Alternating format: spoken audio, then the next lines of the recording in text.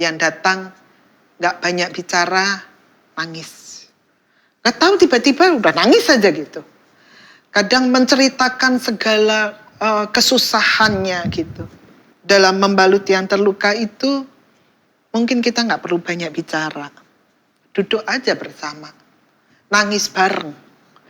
Terluka itu manusiawi, tetapi dalam kondisi terluka itu apa yang kita lakukan, itu yang lebih penting untuk kita lakukan, karena dalam keadaan terluka itulah kita mau datang kepada Tuhan.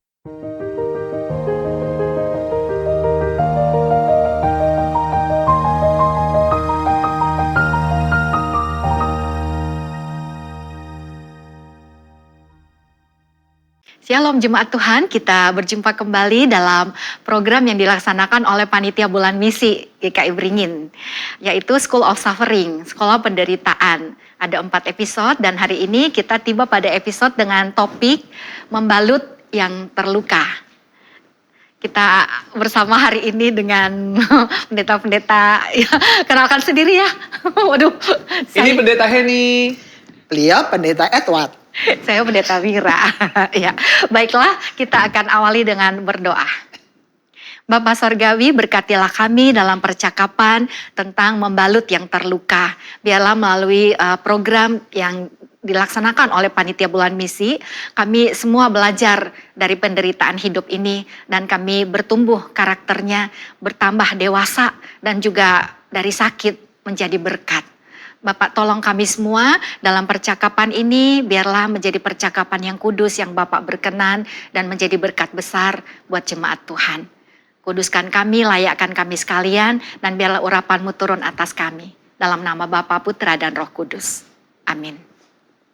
Ya, jemaat Tuhan, hari ini kita mau tentang membalut yang terluka. Terluka itu bisa jasmani, bisa juga rohaninya ya.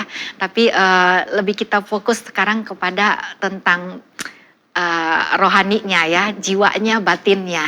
Jadi tentang penderitaan atau disebut biasa patah hati. Nah, apa sih? Lo jangan nangis dulu dong, belum apa-apa nih. Patah hati soalnya. Kita mau tahu dulu nih ya, apa sih patah hati itu ya, Pendeta Hendy atau Pendeta Edward? Eika. Memang kalau dalam secara jasmani itu kan patah hati ya begitulah ya. Ada merasa dikhianati, kecewa dan sebagainya. Dalam bahasa iman, hancur hati itu bukan cuma sedih yang biasa itu. Bukan cuma luka yang biasa, tapi ini Alkitab menggambarkan jiwa yang remuk. Bayangkan jiwa yang remuk itu. Orang bisa kelihatan biasa-biasa aja, baik-baik aja gitu, tetapi ternyata di dalamnya itu hampa gitu, kosong, kecewa. Dan dia jadi sulit percaya lagi, karena udah remuk, udah dihancurkan, apalagi yang bisa diandalkan. Apakah ini bisa disembuhkan? Bisa, tapi biasanya sih tidak langsung. Dan ini pasti berhubungan dengan hubungan kita dengan Tuhan. Bagaimana kita menjalani kehidupan kita. Butuh waktu memang.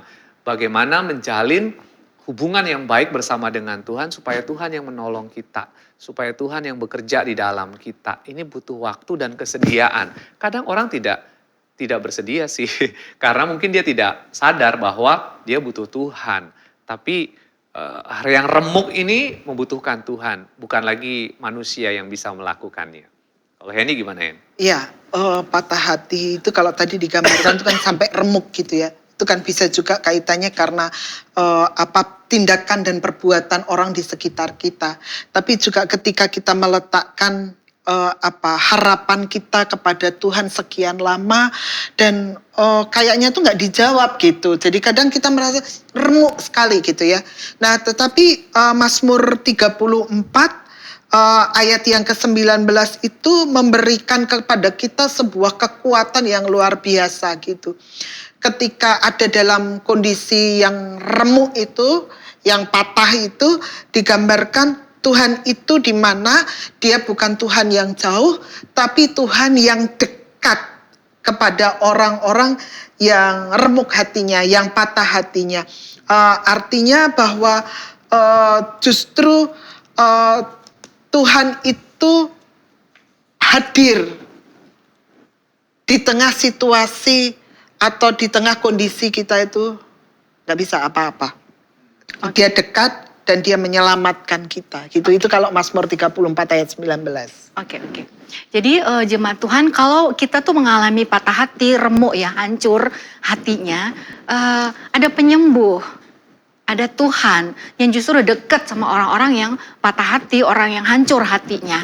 Ya entah apa penyebabnya, tetapi Tuhan ada ya, just make sure ya bahwa Tuhan tuh tabib di atas segala tabib dan sanggup menyembuhkan. Saya mau ceritakan tentang Kevin Hines. Kevin Hines ini jemaat Tuhan, dia lahir tahun 1981 di San Francisco, di States ya, di Amerika. Dia bergumul dengan penyakit mental, yaitu penyakit bipolar. Penyakit bipolar ini kita tahu lah rata-rata ya, bipolar disorder. Jadi dia kadang-kadang tuh pikirannya begini, lain kali lain gitu. Ya, karena dia bipolar itu, ada pergantian suasana hati juga pasti, dan itu pergantian yang ekstrim buat dia gitu, seorang penderita bipolar disorder. Nah suatu kali dia itu ingin ada suara ya, dia akan mati aja. Jadi dia itu mau, dia usia 19 tahun waktu itu, dia tuh pergi ke Golden Gates, Anda tahu ya, itu di jembatan gantung itu, terus dia di situ mau bunuh diri. Jadi dia suara kasih tahu dia terjun deh gitu. Jadi dia ke Golden Gate Bridge itu lalu dia lompat. Tapi waktu dia mau jatuh ke air, dia dengar suara yang lain. Jangan mati, jangan bunuh diri gitu. Jadi dia kacau. Akhirnya dia jatuh tuh dia nabrak air ya artinya gitu. Jadi wah rusak semua ya, nggak karuan karena nanggung nih ya. Kalau jatuh sekalian, tapi ini mau jatuh tapi kagak jadi gitu. Jadi dia bertabrakan dengan air dan ada luka yang sangat berat tentu saja yang dia alami akibat dia mau bunuh diri nggak jadi bunuh diri. Memang di Golden Gate Bridge itu sudah pasang jaring lah dan lain-lain ya, pengaman. Rupanya banyak orang suka bunuh diri gitu. Tetapi yang dialami oleh Kevin Hines ini nanggung-nanggung gitu. Jadi dia itu dicatat dalam catatan ini, dia tuh ketika tubrukan dengan air, tulang belakang, organ dalam itu terluka dan ada yang menarik. Tiba-tiba tuh waktu kejadian kayak gitu ada singa laut ya, terus mendorong dia. Dan itu dia cerita, itu kisah nyata ya, dia nggak tahu dari mana nih singa laut, tapi mendorong dia lalu amazing ya, dia tuh ditolong oleh tim penyelamat karena kan di situ sudah ada dong orang berjaga-jaga karena udah sering nih orang bunuh diri nih, tapi hari itu dia ya dan dia ditolong. Singkat cerita, dia alami operasi yang berat banget ya. Ini putus asa banget ya. Ini macam-macam organ tubuhnya diperbaiki dan juga tulangnya itu, dan dia mengalami proses panjang penderitaan. Tapi sekali lagi nih, dalam kehidupannya dia tuh nggak putus asa loh. Dia juga justru waktu berhasil disembuhkan itu dia mengedukasi banyak orang lain yang sakitnya juga bipolar disorder itu. Jadi dia ini bikin buku, terus bikin film dokumenter, terus mendirikan yayasan untuk edukasi kesehatan mental serta pencegahan bunuh diri. Dia menjadi suara bagi yang tersisih, menghapus stigma, dan dia mengajarkan tanda bahaya, mendorong orang untuk mencari bantuan. Kisahnya ini jemaat Tuhan bukan sekadar sebuah keajaiban, apalagi ada singa laut yang bisa menolong ya, bukan. Tapi yang mau kita lihat keajaiban di sini dari kisah yang dialami Kevin Hines ini, dari luka dia bisa menjadikan itu ladang pelayanan. Ya, dia dari jurang putus asa ada panggilan dan ada harapan, dan dalam keadaan seperti itu dia menolong banyak jiwa yang meredup. Wow, ya. Jadi ketika kita menemukan jalan buntu, lihatlah ke atas. Di sana ada Tuhan yang akan membuka jalan. Tadi pendeta ini udah bilang ya Mazmur ya, bagaimana Tuhan tuh dekat sama orang yang patah hati. Tuhan tuh nolong, Tuhan itu penyembuhnya, Tuhan itu tabibnya. Ada Tuhan dalam hidup ini. Nah jadi dalam sekolah penderitaan mungkin kita mengalami patah hati, hancur, remuk banget.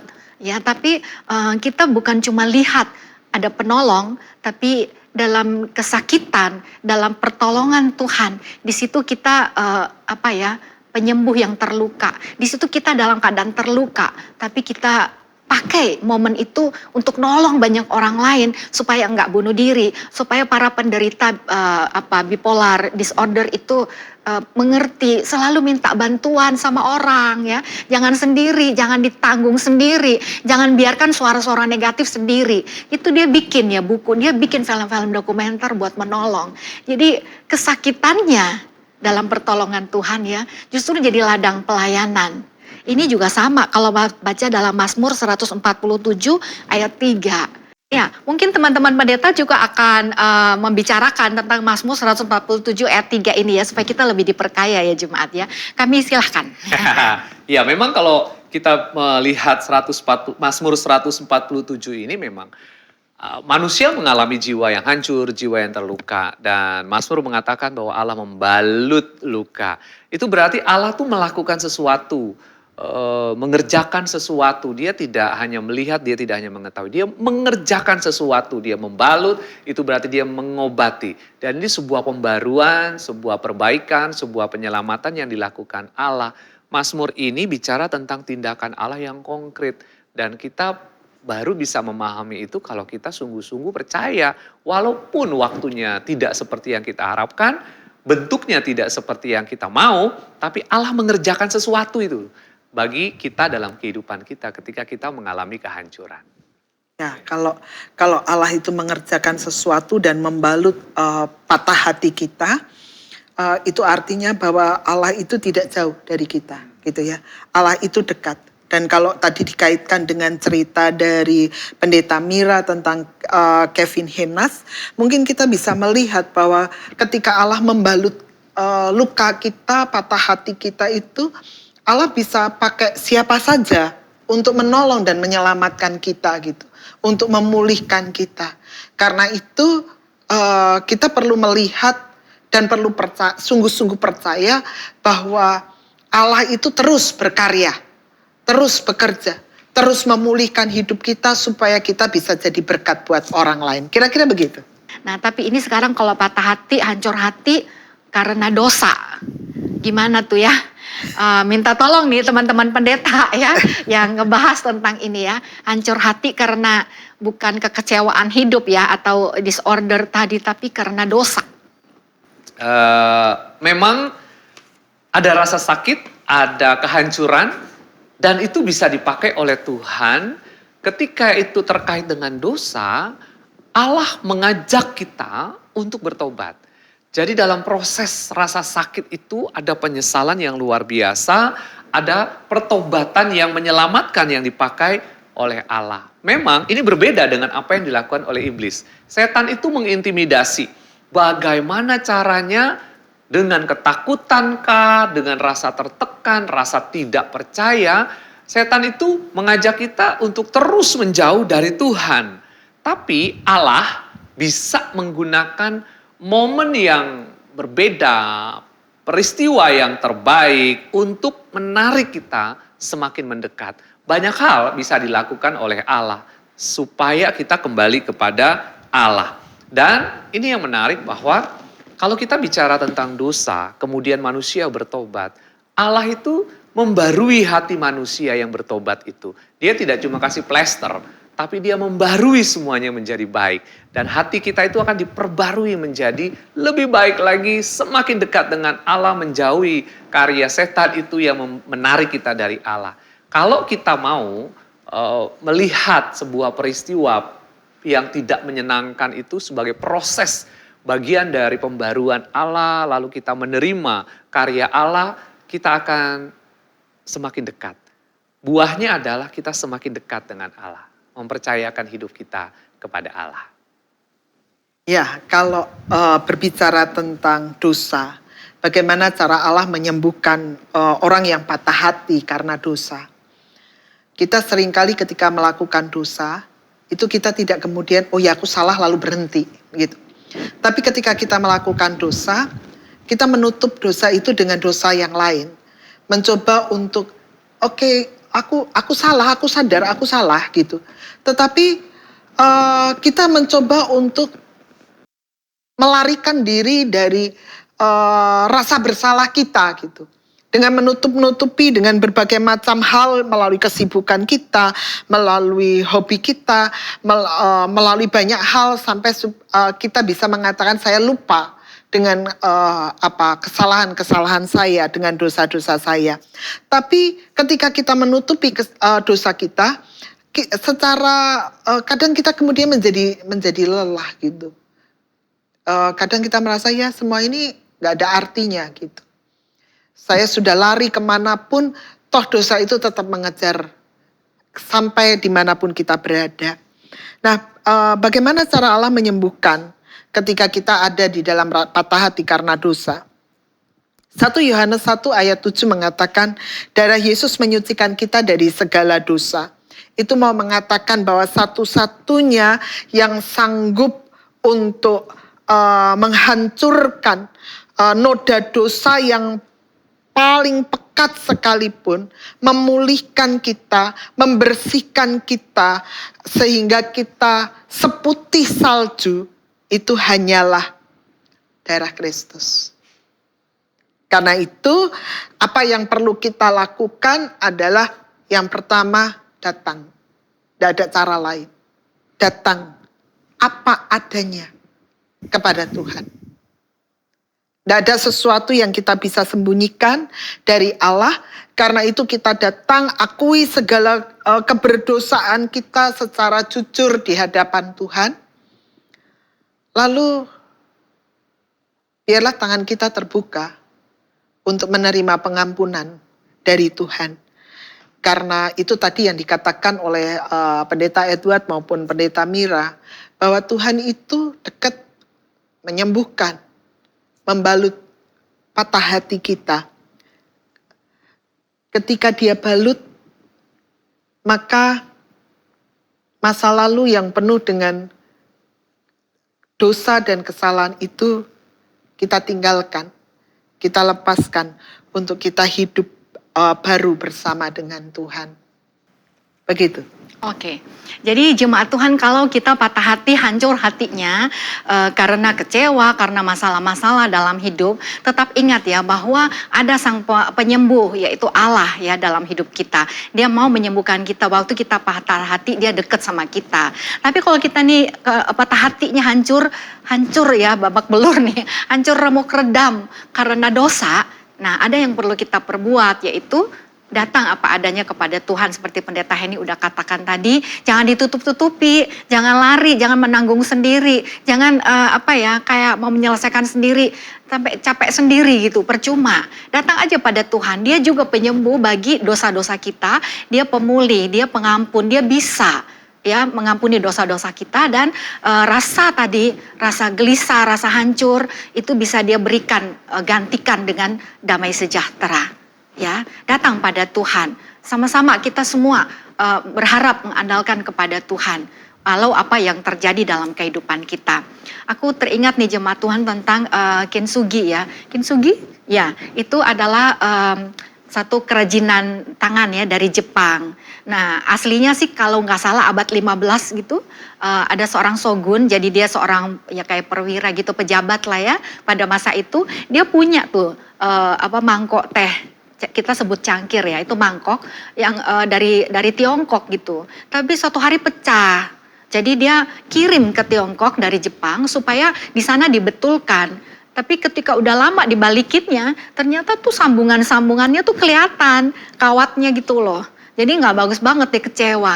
Jadi shogun ini lalu perintahkan supaya pengrajin-pengrajin itu memperbaiki di Jepang. Dari situlah lahir kerajinan tangan yang disebut kintsugi, yaitu di mana semua yang retak-retak, potongan-potongan sambungan nih, itu dilem, disambung tapi ditutupi dengan butiran emas. Sehingga harganya ya kintsugi itu lebih mahal dari mangkok aslinya sebelum pecah. Sudah pecah malah jadi lebih mahal ya. Karena semua garis-garis retak itu nggak dihapus, dibiarin. Tapi ditaruh serbuk emas gitu. Jadi ada emas-emas yang jadi motif gitu. Itu kintsugi ya. Nah Allah juga begitu dalam hidup kita. Kalau kita tadi pelajari Mazmur juga ya, bahwa Allah itu seringkali ya nggak menghapus luka-luka kita, tapi menonjolkan jejak sejarah itu, tetapi menjadi indah gitu, berubah menjadi indah. Kita tuh jadi lebih berharga gitu. Jadi biarkan dalam hidup kita ini semua hal tadi ya yang mengecewakan, yang buat kita patah hati itu, kita datang pada Tuhan, kita percayakan kepada Tuhan. Dia bisa mengubahkan menjadi lebih berharga hidup kita ini setelah mengalami hal-hal tadi ya. Nah, teman-teman pendeta, once again ya. Ya, pengalaman kesaksian mungkin atau apa dalam hidup. Iya. Oh, iya. Tentang membalut yang terluka ini. Ya. Ini saya sepanjang pelayanan memahami bahwa yang terluka itu kan bukan hanya jemaat. Kadang-kadang pendetanya juga terluka. Harus diakui. Nah, yang menarik adalah dalam perjalanan itu saya berjumpa dengan anggota jemaat yang justru menguatkan saya. Yang justru menolong, memberikan pemahaman, mengingatkan, bukan mengingatkan bahwa kamu ini pendeta, enggak, mengingatkan tentang kebaikan-kebaikan Tuhan. Ada anggota jemaat yang memang menjadi teman, saling menguatkan, saling mengisi satu dengan yang lain. Dan Tuhan itu memakai anggota jemaat yang kami layani itu justru juga untuk menguatkan kami sebagai pendeta yang kadang-kadang tugas pelayanannya gak habis-habis, kadang-kadang gak pernah di rumah, butuh teman, dan mereka lah orang-orang yang Tuhan kirim untuk menguatkan. Dan ini luar biasa anugerah Tuhan ya bagi para pelayan Tuhan. Thank you jemaat. Thank you jemaat. Ini? Iya, dalam pelayanan ini ada banyak berjumpa dengan orang-orang yang patah hati. Yang datang gak banyak bicara, nangis.